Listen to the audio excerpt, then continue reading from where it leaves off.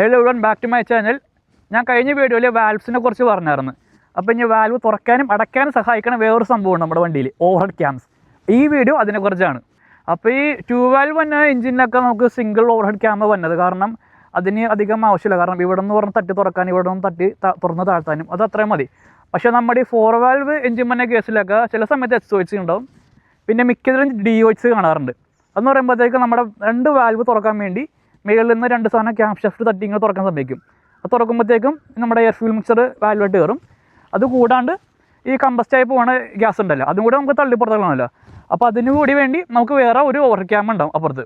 അപ്പോൾ അത് ആ 4 വാൽവ് എഞ്ചിൻ്റെ 2 വാൽവ് ഉണ്ടാവും ഔട്ട്. അതിങ്ങനെ ക്യാം ഷാഫ്റ്റ് ഭയങ്കര റോൾ ചെയ്ത് അത് ഓപ്പണായി അത് പുറത്തോട്ട് എക്സോസ്റ്റ് ഗ്യാസ് പുറത്തോട്ടും. ഇതാണ് പ്രവർത്തനം.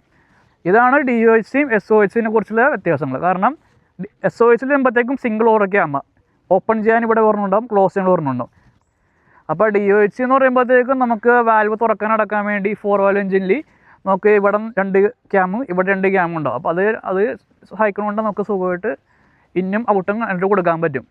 ഇപ്പോൾ പണ്ട് DOHCയിൽ ഓടിക്കൊണ്ടിരുന്ന ഒരു ബൈക്ക് ഇപ്പോൾ SOHCയിൽ ഓടിക്കൊണ്ടിരിക്കുന്നുണ്ട്. അത് നിങ്ങൾക്ക് അറിയുന്ന കമൻറ്റ് ചെയ്യും. അപ്പോൾ see you in the next video.